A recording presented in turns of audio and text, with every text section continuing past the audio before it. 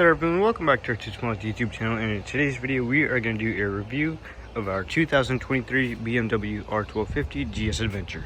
Just going to make a brief video today about the pros and the cons of this bike.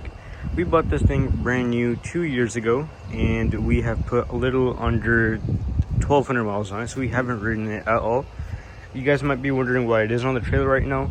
You guys will find that out in the next video, but in today's video, like I mentioned, just the pros and the cons. Before we continue with the rest of the video, I just want to say that everything that I'm going to say in this video is going to be our own experience and our own opinion of this bike. I'm not saying that this bike is a terrible bike and that you guys shouldn't go buy it.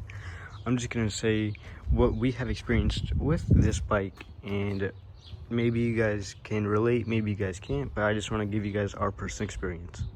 First, let's go over what bike this actually is. So this is the 2023 BMW R1250 GS Adventure, and then this bike is in the trophy color, so it is red, white, and blue, just like our S1000RR.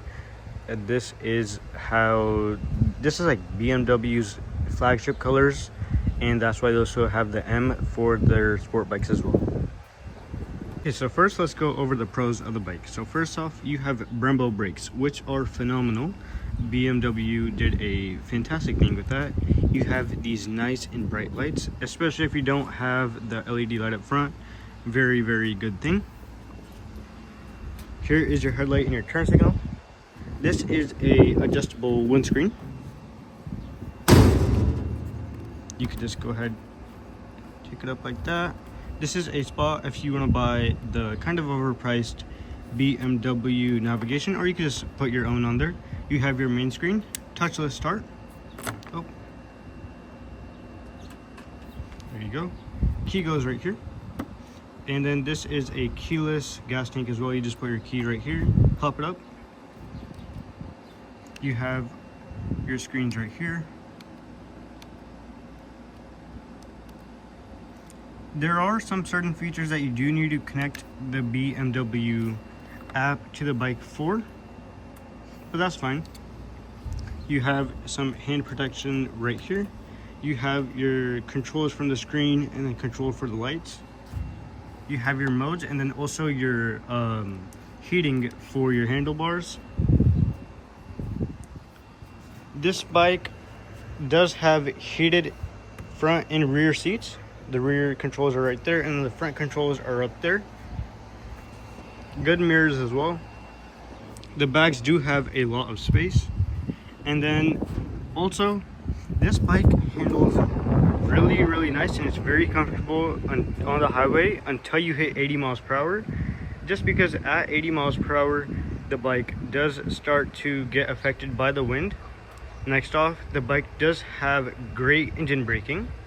It handles really good in any condition, and especially off-road or long trips. And then now let's get into the cons. Now we're going to get into the cons of this bike, and I'm just going to be 100% honest with you guys.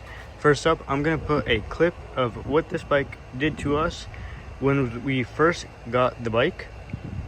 I'm going to put it up right now, and this is a personal experience. Not everyone experiences this, but I just want to set the ground out for you guys. So let's go ahead and put that on right now.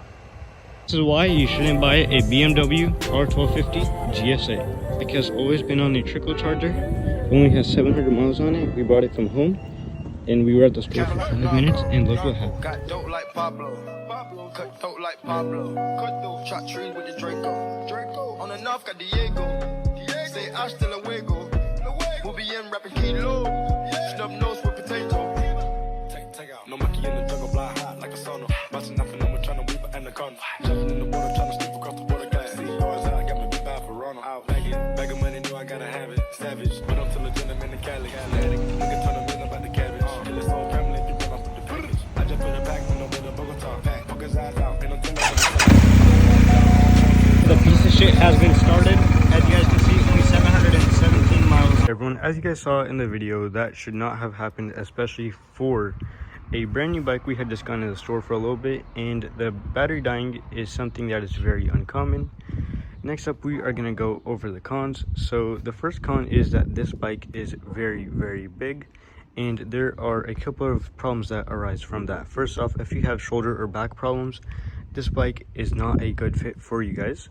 And then if you guys do have luggage, it is really hard to put the bike on the center stand or try to just back the bike up. In general, I feel like BMW should have put a reverse gear in this bike.